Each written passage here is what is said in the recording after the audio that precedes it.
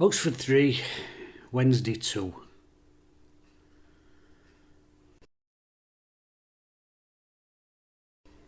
See, I sat here and I met my notes for my review. And I've read them back tonight, and you know what? It's 75% positive. It's full of positive stuff, this. But your mood suddenly just drops because typical Wednesday again. And yet there was so much good about today. I mean, the first half, I was really pleased with that performance. We carried on where we left off against Plymouth, and I thought, great.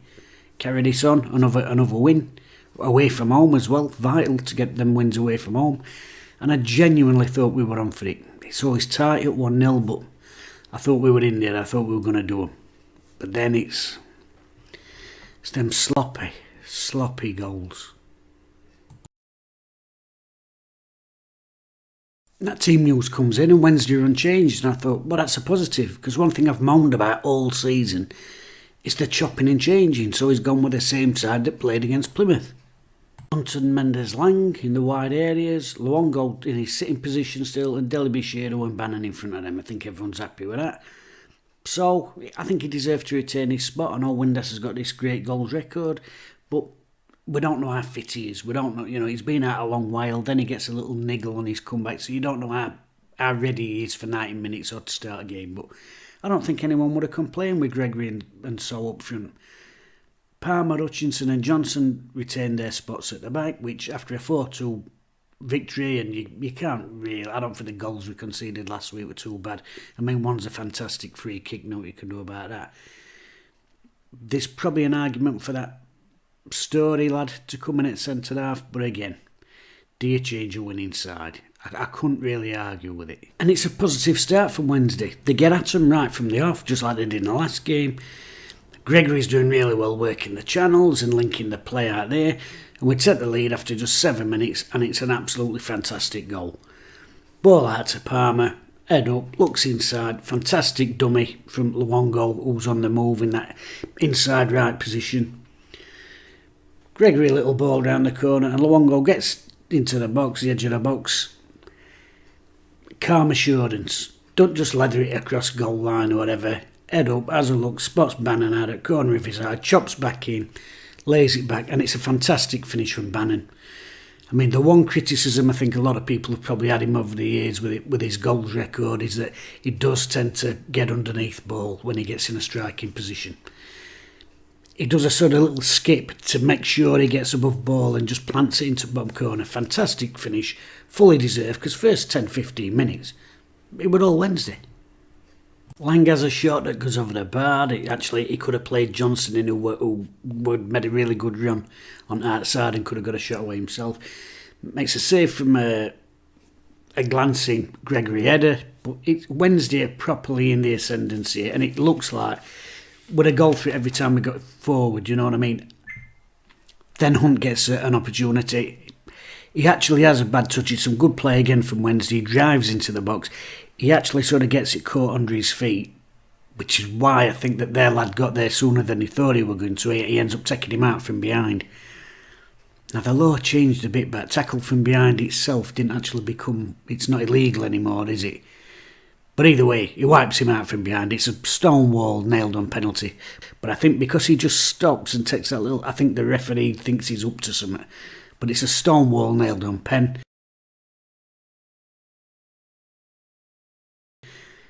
And you know what, at 2-0, I think that's game Wednesday, because I don't think Oxford had really shown anything at that stage that they were going to come back at us. But it's waved away, Hunt's going ballistic, Bannon's going ballistic, but he's not give it.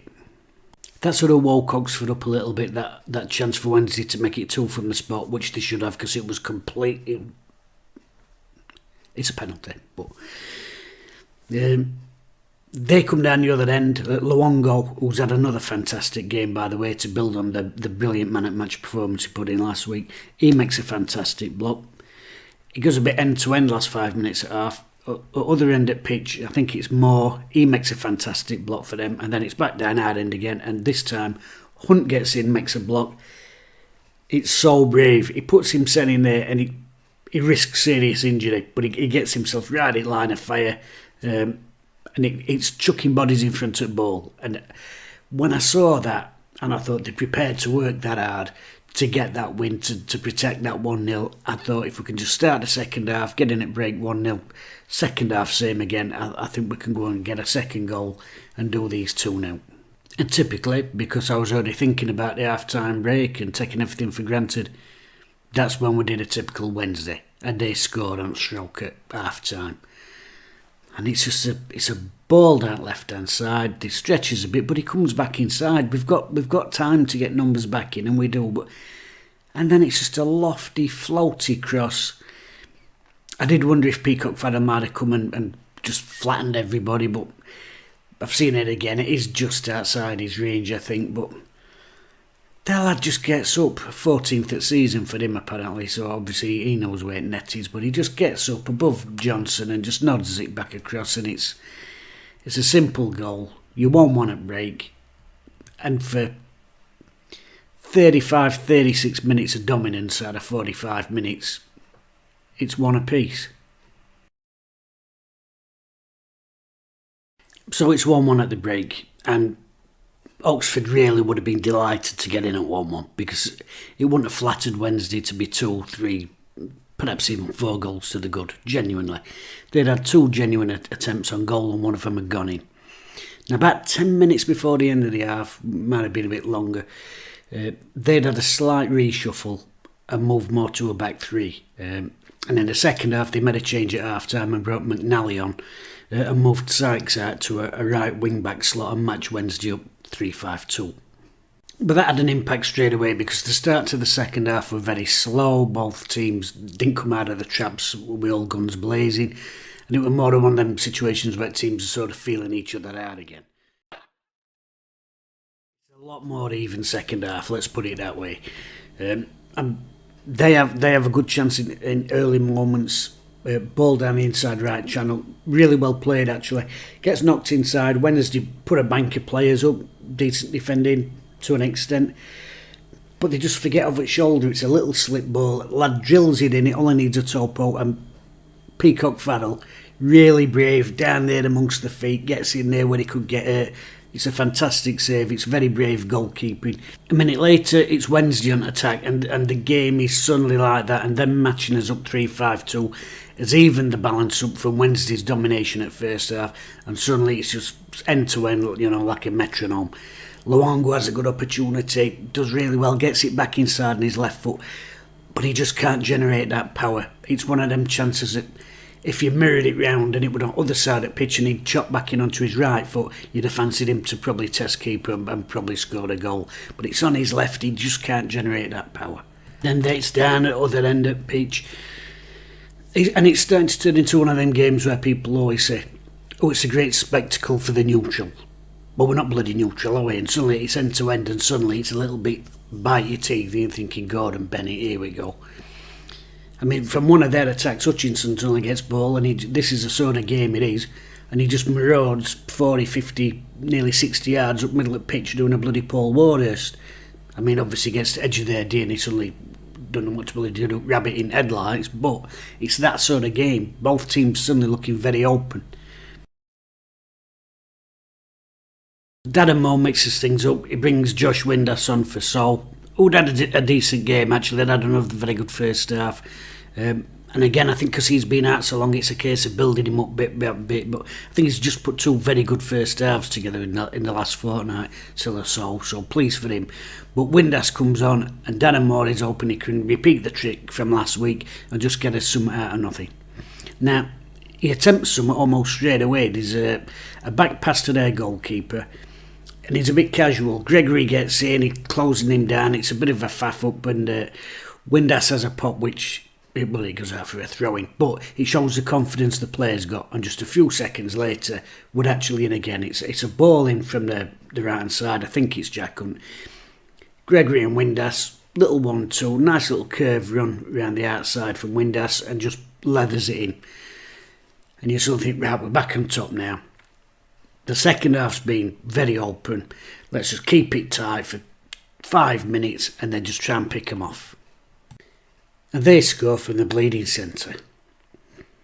Knock it back, it's 2 touches, goes out to right wing back, and I'm not even kidding, he don't even aim that. He don't even aim it. It just comes to him and he just bump. He just lumps it downfield.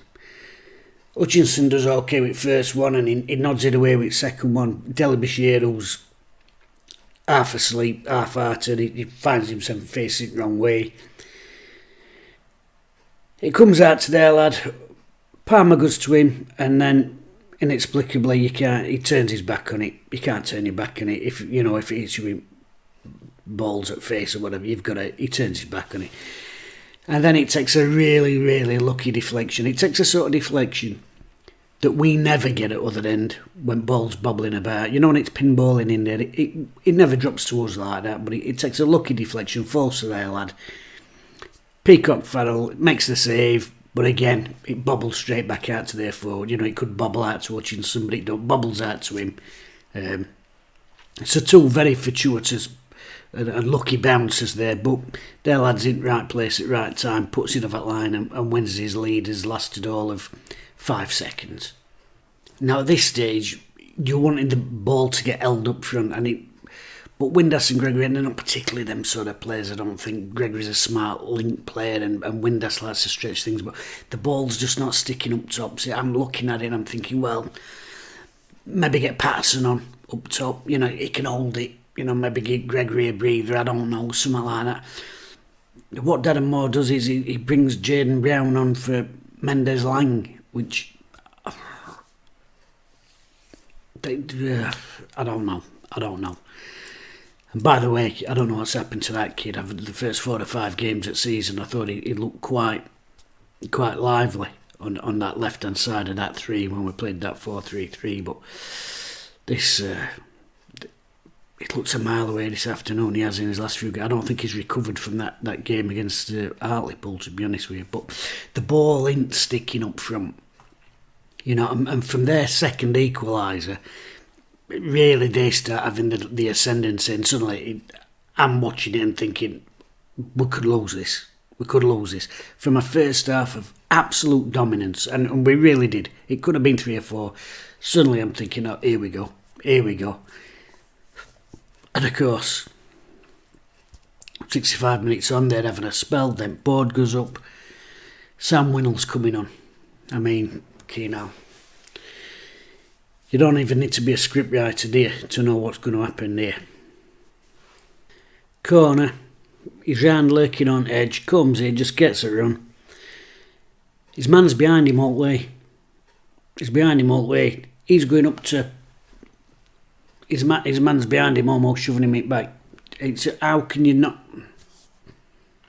Step in and step out. No, just behind... highly predictable. That was always going to happen. And it's, 6 minutes left, then board goes up, 7 minutes of injury time, +1 for stoppages during injury time. There's a paper aeroplanes coming up pitch, and there's 1 or 2 of theirs going down with cramp or whatever. So, but Robinson's side, I mean, that's always going to happen, innit? But Wednesday sort of chucked kitchen sink at it last 5, and I'm thinking, why weren't we doing this at 65 minutes when they scored their second? But when you can't defend, the best way to defend is to go on, have a pop. 95 minutes, we're getting shots in again. We're piling on. Gregory has an half chance. I think Windass has a snap shot, and I think Luongo has a pop. But it's 6-7 minutes of injury time. But that 20-minute spell from 65 minutes when they get their equaliser, that spell to 90 minutes, that's killed us. And Oxford 3, Wednesday 2. 5 out of the last 7 goals, headers. 5 out of the last 7 goals we've conceded have been headers. I mean, it's alright, when you're attacking teams, you can get away with them wide centre halves being good going forward and overlapping centre halves. And I'll be fair, Johnson's got a good cross on him. I quite like his left foot, and Palmer equally. I think he's looked as good attacking this season I think he has any time in his career. But when you're conceding goals, and Wednesday you're conceding goals, 5 out of 7 of them have been headers. I think a time comes where you've just got to say, no, let's get some centre halves in there. Now listen, Iof has been out injured. I mean, I heard the other day he was still on crutches before Christmas. Dunkley's out again. A big miss today, Dunkley, by the way, because goals 1 and 3, I don't think we concede them if Dunkley's on park. I don't, honestly. I mean, his head is like a magnet to a ball in both 18-yard boxes. If he's playing goals 1 and 3 for them, I don't think they happen. I think we'd probably nick a 2-1. But he's out. And we've had that. Well, we're having to play Johnson at back because we ain't got any centre halves, you know. We're having to play Palmer at back because we ain't got any centre halves. Yeah, that's fine, I get that, you know. You have to do amend. But Brennan's still about.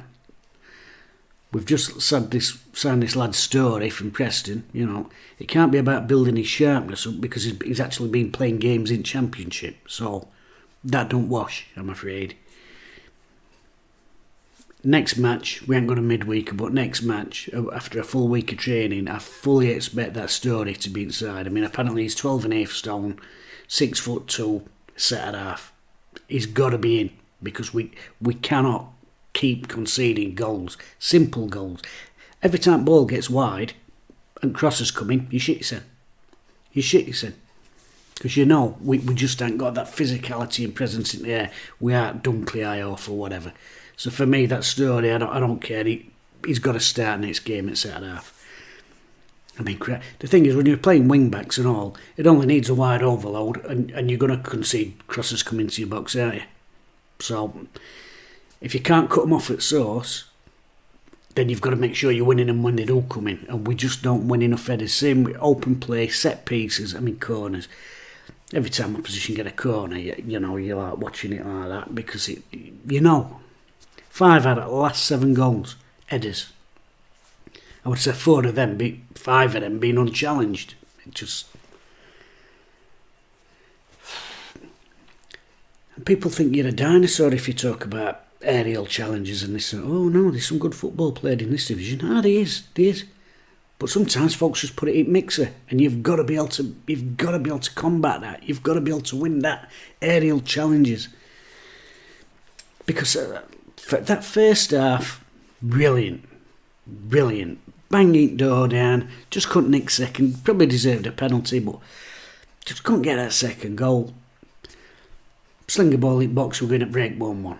Second half, just slink ball in box, and Wednesday will crumble. And we crumbled, because we just don't I'll fucking head that, I'll fucking open window.